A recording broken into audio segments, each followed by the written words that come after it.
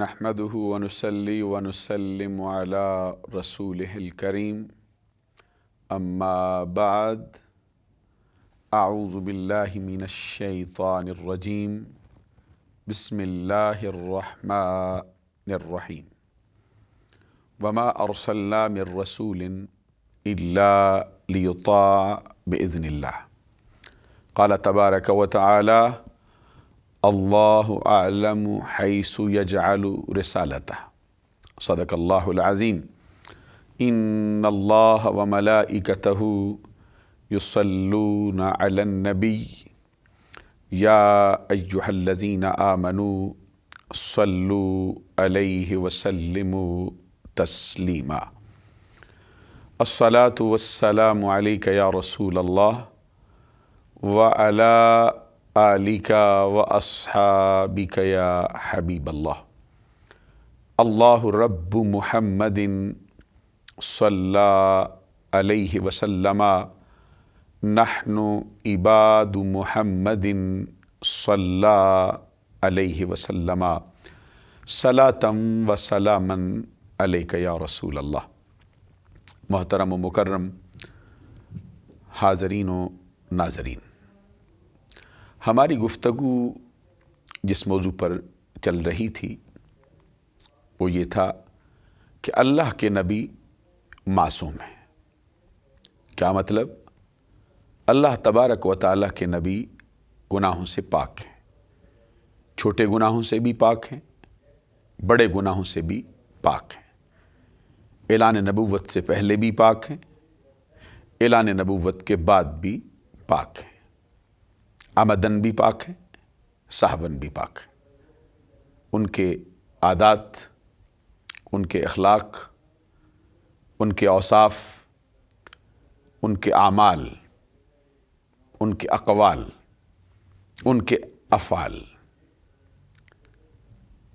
ہر اعتبار سے پاک ہیں، ظاہر کے اعتبار سے بھی پاک ہیں اور باطن کے اعتبار سے بھی پاک ہیں۔ اللہ تبارک و تعالیٰ کے پیارے نبی انسانیت کے پاس کیوں جلوہ گر ہوتے ہیں؟ ان کے آنے کا مقصد کیا ہے؟ جس مقصد کے لیے تشریف لاتے ہیں وہ مقصد کون سا ہے؟ اللہ تبارک و تعالیٰ خود فرماتا ہے وَمَا أَرْسَلْنَا مِن رَسُولٍ إِلَّا لِيُطَاعَ بِإِذْنِ اللَّهِ۔ اللہ تبارک و تعالیٰ کے رسول اسی لیے جلوہ فرما ہوتے ہیں کہ اللہ کے حکم سے ان کی اطاعت کی جائے، اللہ تبارک و تعالیٰ کے حکم سے ان کی پیروی کی جائے۔ اللہ رب العزت کے جتنے نبی آتے ہیں اس لیے کہ انسانیت کے سوئے ہوئے مقدر کو جگائیں، انسانیت کے ٹوٹے ہوئے رشتے کو پھر سے رب سے ملائیں۔ ان کا مقصد یہ ہے کہ راستے سے ہٹنے والے لوگوں کو راہ راست پہ لائیں۔ وہ رہبر و رہنما بن کے جلوہ فرما ہوتے ہیں۔ تو جو رہبر و رہنما بن کے جلوہ فرما ہوتا ہے وہ پوری قوم کے لیے نمونے کی حیثیت رکھتا ہے، وہ ایک ماڈل بن کے آتا ہے۔ اور کیسا ماڈل ہے کہ جس کے لیے اللہ تبارک و تعالیٰ خود اعلان کرتا ہے لَقَدْ كَانَ لَكُمْ فِي رَسُولِ اللَّهِ أُسْوَةٌ حَسَنَةٌ۔ پوری کائنات انسانی کو خطاب کیا جا رہا ہے لَقَدْ كَانَ لَكُمْ فِي رَسُولِ اللَّهِ أُسْوَةٌ حَسَنَةٌ۔ تمہارے لیے ہمارے رسول کی زندگی میں بہترین نمونہ ہے، جو پوری نسل انسانی کے لیے، پوری کائنات کے لیے بہترین نمونہ بن کے جلوہ فرما ہو رہا ہو۔ اس کی عظمت ایسی ہی ہونی چاہیے، ظاہر کے اعتبار سے بھی پاک ہو، باطن کے اعتبار سے بھی پاک ہو، اس کے اقوال بھی اعلیٰ ہوں، اس کے افعال بھی بے مثال ہوں، اس کے اعمال بھی بلند و بالا ہوں، ہر اعتبار سے وہ عرفہ ہو، اعلیٰ ہو، ظاہر بھی ہو پاک، باطن بھی ہو پاک۔ اسی لیے اہل اسلام کا یہ نظریہ ہے کہ اللہ تبارک و تعالیٰ کے نبی گناہوں سے پاک ہیں۔ قرآن مجید کی بہت سی آیات ہیں اس پر جو کلام کرتی ہیں کہ اللہ تبارک و تعالیٰ کے نبی گناہوں سے پاک ہیں۔ ایک بڑا بھونڈا سا نظریہ ہے کہ معاذ اللہ ثم معاذ اللہ، اللہ کے نبیوں سے بھی گناہ ہو جاتا ہے۔ یہ ایک ایسا بھونڈا تصور ہے جس سے پورے نظام کے بگڑنے کا اندیشہ ہے۔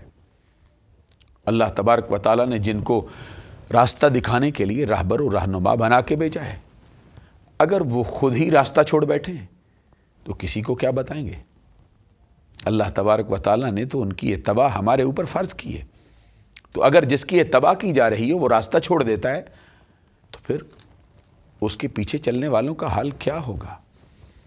قرآن مجید میں اللہ تبارک و تعالیٰ خود اعلان کرتا ہے، قل ان کنتم تحبون اللہ فاتبعونی یحببکم اللہ۔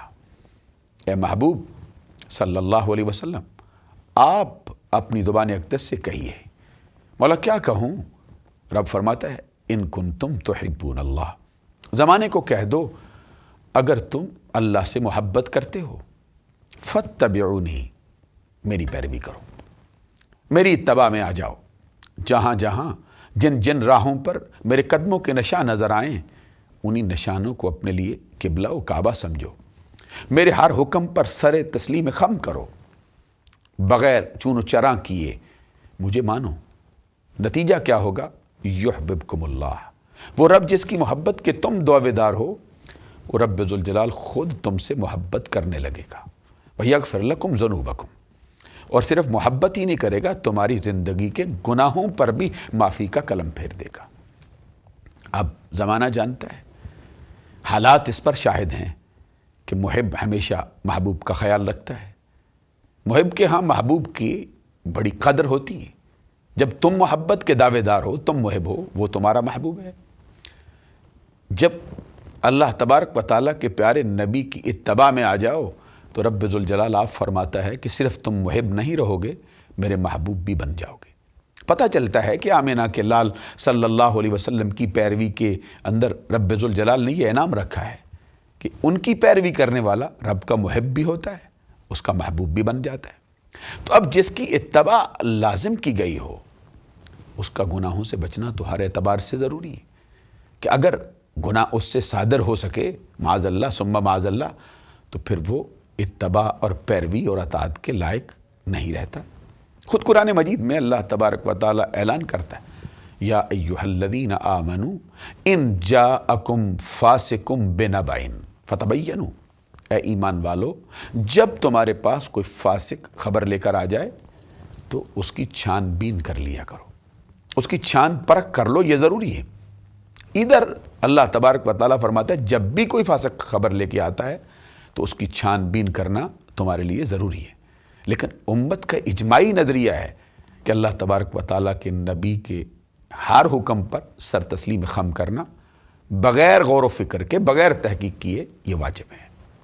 تو اگر اللہ تبارک و تعالیٰ کا نبی گناہ کر سکتا ہو، اللہ تبارک و تعالیٰ کے نبی بھی گناہوں سے آلودہ ہوتے ہوں معاذ اللہ، تو پھر ان کی خبر کے لیے چھان بین کرنا ضروری ہوگا، جو کہ جائز نہیں ہے۔ قرآن مجید میں اللہ تبارک و تعالیٰ ایک مقام پہ فرماتا ہے وَإِذِ ابْتَلَىٰ إِبْرَاهِيمَ رَبُّهُ بِكَلِمَاتٍ فَأَتَمَّهُنَّ، یاد کیجئے جب آپ کے رب نے ابراہیم علیہ السلام کو آزمایا۔ وَإِذِ ابْتَلَىٰ إِبْرَاهِيمَ رَبُّهُ بِكَلِمَاتٍ، ابراہیم علیہ السلام کو آزمائش میں ڈالا، چند کلمات میں، چند امتحاناتوں میں، فَأَتَمَّهُنَّ، جس آزمائش میں بھی ڈالا گیا ابراہیم اس میں پورے اترے۔ اس کے جواب میں اللہ تبارک و تعالیٰ فرماتا ہے قَالَ إِنِّي جَاعِلُكَ لِلنَّاسِ إِمَامًا، ہم نے ابراہیم علیہ السلام سے کہا ہم تجھے پوری کائنات انسانی کا امام بنانے والے ہیں۔ ابراہیم علیہ السلام پر یہ انعام ہوا۔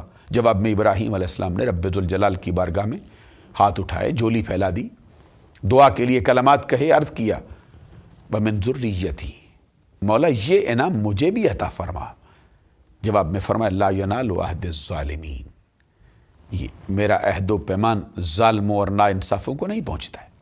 پتہ چلتا ہے کہ اللہ تبارک و تعالیٰ کے جو نبی ہیں ان کے ہاں فسق کا کوئی معاملہ ہو نہیں سکتا، اس لیے کہ فاسق جو ہے وہ نبوت کے قابل ہی نہیں۔ اور پھر میں یہ بھی عرض کروں کہ جو گناہ کرتا ہے یقینی طور پر اس پر ملامت کرنا جائز ہے، اور جب کسی کو ملامت کی جاتی ہے تو پھر اس کو ایذا پہنچتی، اس کو تکلیف ہوتی، جبکہ اللہ تبارک و تعالیٰ فرماتا ہے ان الذین یؤذون اللہ ورسولہ لعنہم اللہ فی الدنیا والآخرہ، وہ لوگ جو اللہ اور اس کے رسول کو ایذا پہنچاتے ہیں، جو اللہ اور اس کے رسول کو تکلیف پہنچاتے ہیں، ان پر اللہ تبارک و تعالیٰ دنیا و آخرت میں لعنت فرماتا ہے۔ تو پتہ چلتا ہے کہ جو لوگ اللہ تبارک و تعالیٰ کے برگزیدہ بندے بن کے تشریف فرما ہوتے ہیں، نبی ہوں، رسول ہوں، ان کو ملامت کرنا کسی صورت بھی جائز نہیں ہے۔ اس لیے نتیجہ یہ ہے کہ اللہ تبارک و تعالیٰ ان کو گناہوں سے محفوظ رکھتا ہے۔ وقفے کے بعد دوبارہ حاضر ہوتے ہیں۔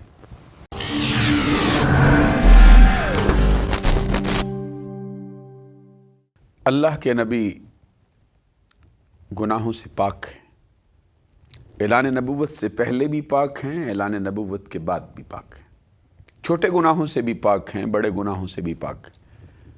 دلائل کیا ہے؟ اللہ تبارک و تعالیٰ سے پوچھیے۔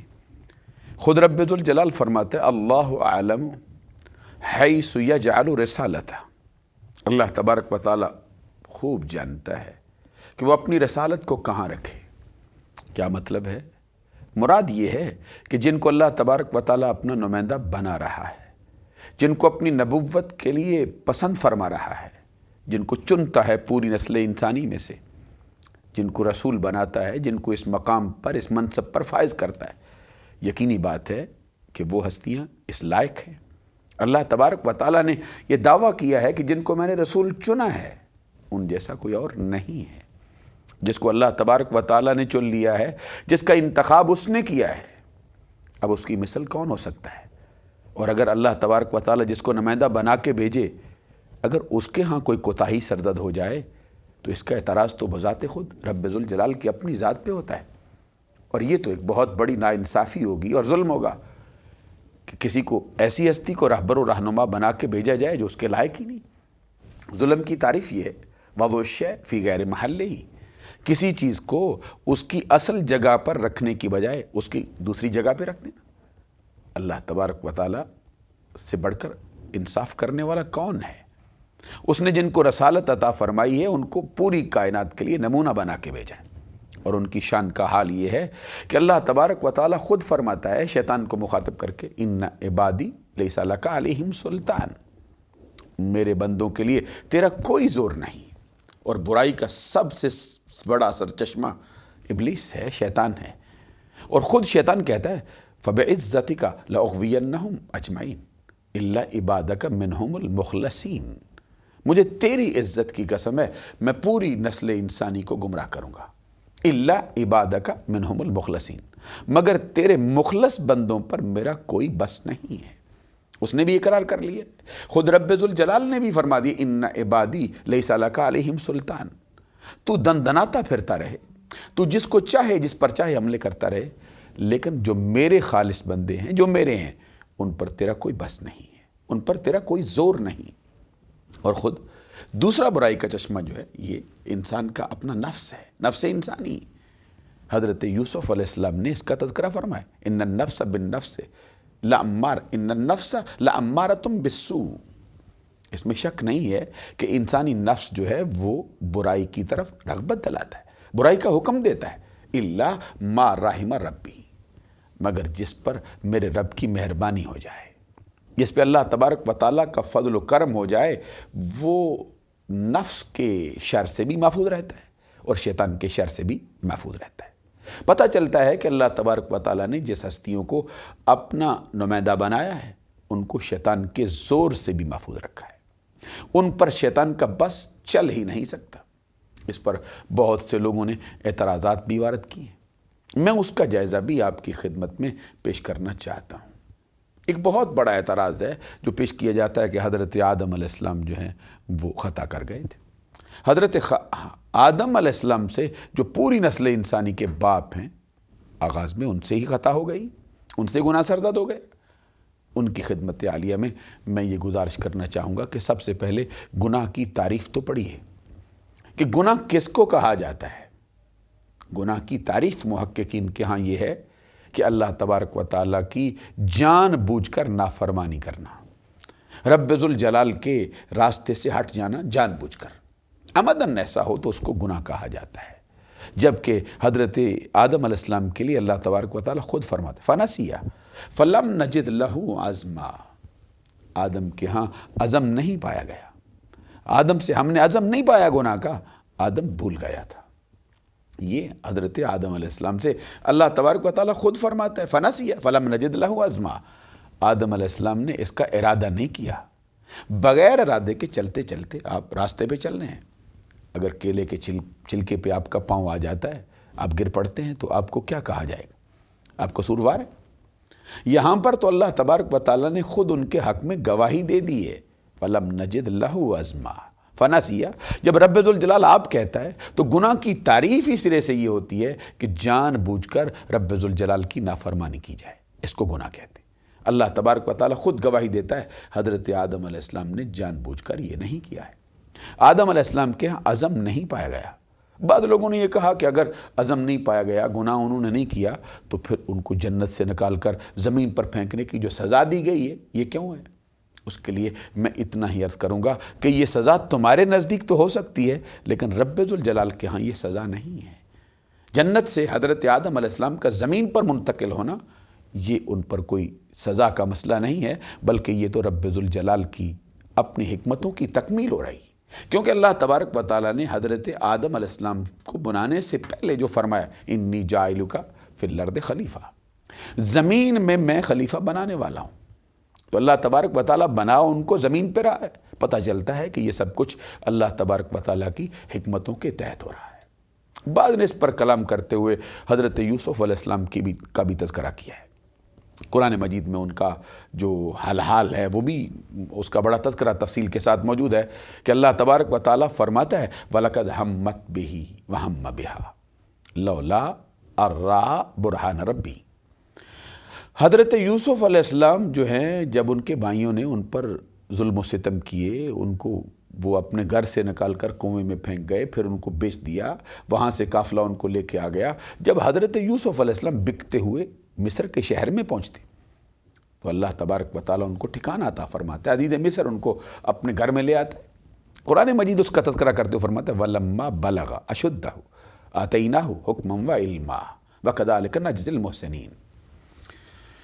میں جو بات عرض کر رہا تھا کہ حضرت یوسف علیہ السلام کا تذکرہ قرآن کرتا ہے وَلَمَّا بَلَغَ أَشُدَّهُ آتَيْنَاهُ حُكْمًا وَعِلْمًا وَكَذَلِكَ نَجْزِي الْمُحْسِنِينَ۔ پھر حضرت یوسف علیہ السلام اپنی کڑیل جوانی کو پہنچے، مضبوط قوت میں ہیں، طاقت میں ہیں، اب سبزہ پھوٹ رہا ہے اور عین شباب کی حالت۔ اللہ تبارک و تعالیٰ فرماتا ہے ہم نے اس کو نبوت سے مالا مال کیا، ہم نے اس کو علم سے مالا مال کیا، ہم نے اس کو حکمت و دانائی سے مالا مال کیا، اور اسی طرح ہم احسان کرنے والوں کو جزا دیتے۔ آگے فرمایا وراودتہ التی هو فی بیتہا، جس کے گھر میں حضرت یوسف علیہ السلام تھے اس نے یوسف علیہ السلام کو اپنی طرف مائل کیا ہے۔ وراودتہ التی یہ واحد مؤنث غیب کا ہے، صیغہ ہے، یہ مخاطب کیا ہے اس عورت نے یوسف علیہ السلام کو، اور مائل کیا ہے اور لبھانا چاہا ہے۔ وراودتہ التی هو فی بیتہا عن نفسہ وغلقت الابواب، اور اس نے اپنے گھر کے دروازے بند کر لیے۔ حضرت یوسف علیہ السلام کی بارگاہ میں حاضر ہو کے کہتے قالت حیت لک، میں کوئی اس طرح کی بازاری عورت نہیں ہوں، ہر کسی سے نہیں کہتی، یہ میں تیرے لیے کہہ رہی ہوں۔ جب حضرت یوسف علیہ السلام کو اس نے برائی کی دعوت دی ہے تو آگے سے اللہ کا نبی بولتا ہے، کیا فرماتا؟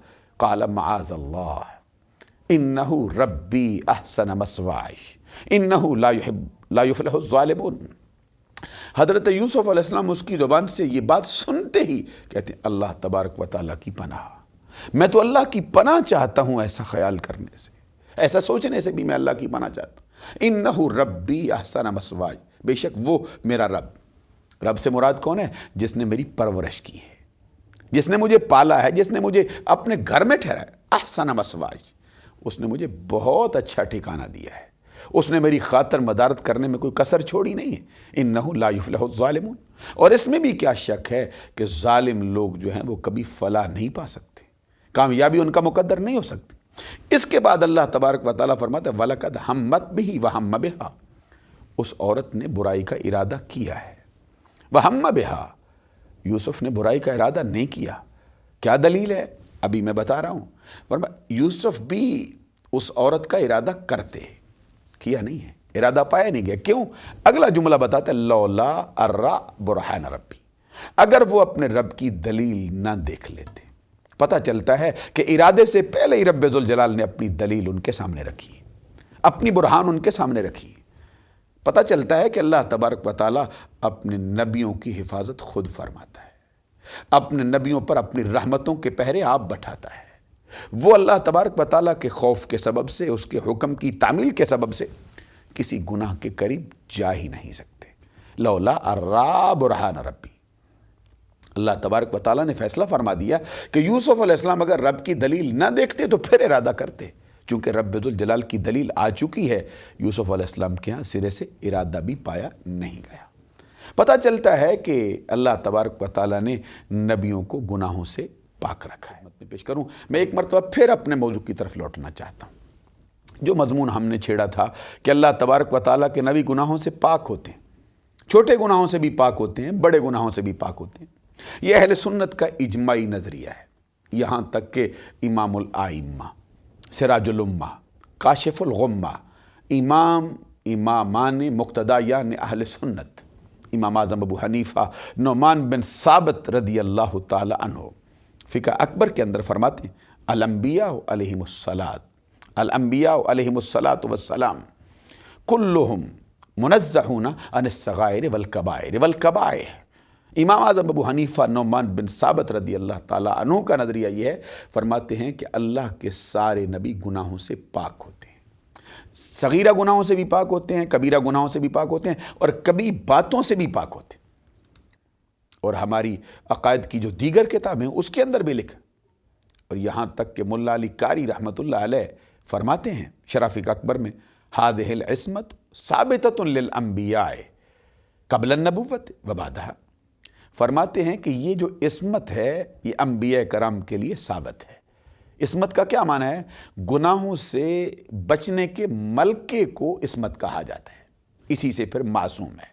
نبوت سے پہلے بھی وہ گناہوں سے بچے ہوتے ہیں، نبوت کے بعد بھی، اعلان نبوت کے بعد بھی وہ گناہوں سے بچے ہوتے ہیں۔ یہاں پر میں یہ بھی عرض کر دوں کہ بعض کا یہ خیال ہے کہ نبیوں کو جو نبوت ملتی ہے وہ پہلے ہو سکتا ہے کہ ایسا معاملہ نہیں ہوتا، پھر بعد میں آنے والے اوقات میں ایسا ہوتا ہے۔ قرآن مجید میں تذکرہ پڑھ لیجیے حضرت عیسیٰ روح اللہ کلمۃ اللہ کا، پیدا ہوتے ہی اعلان کرتے ہیں انی عبد اللہ آتانی الکتاب وجعلنی نبیا، میں اللہ کا بندہ ہوں، وہ اللہ کا بندہ ہوں جس کو اللہ تبارک و تعالیٰ نے نبی بنایا ہے، وجعلنی نبیا، اللہ تبارک و تعالیٰ نے نبی بنایا۔ اور حضرت یحییٰ علیہ السلام کے بارے میں بھی قرآن مجید میں اللہ تبارک و تعالیٰ فرماتا ہے وآتیناہ الحکم صبیا، حضرت یحییٰ علیہ السلام کو بچپنے کے اندر ہی اللہ تبارک و تعالیٰ نے نبوت سے مالا مال کر دیا، یہاں تک کہ خود نبی اکرم صلی اللہ علیہ وسلم سے بھی پوچھا گیا متی وجبت لک النبوۃ یا رسول اللہ، آقا بتائیے آپ کو اللہ تبارک و تعالیٰ نے نبی کب بنایا ہے؟ اس کے جواب میں نبی اکرم صلی اللہ علیہ وسلم فرماتے ہیں کنت نبیا و آدم بین الماء والتین، میں تو اس وقت بھی نبی تھا جب حضرت آدم علیہ السلام ابھی پانی اور مٹی کے درمیان تھے۔ اور ایک روایت کے الفاظ ہیں کنت نبیا و آدم بین الروح والجسد، میں اس وقت بھی نبی تھا جب حضرت آدم علیہ السلام روح اور جسم کی کشمکش میں تھے۔ اب آپ اندازہ لگا لیجئے حضور نبی اکرم صلی اللہ علیہ وسلم نے اپنے نبی ہونے کا اعلان کب سے کر دی۔ اللہ تبارک و تعالی ہم سب کا حامی و ناصر ہو، وآخر دعوایا ان الحمد للہ رب العالمین۔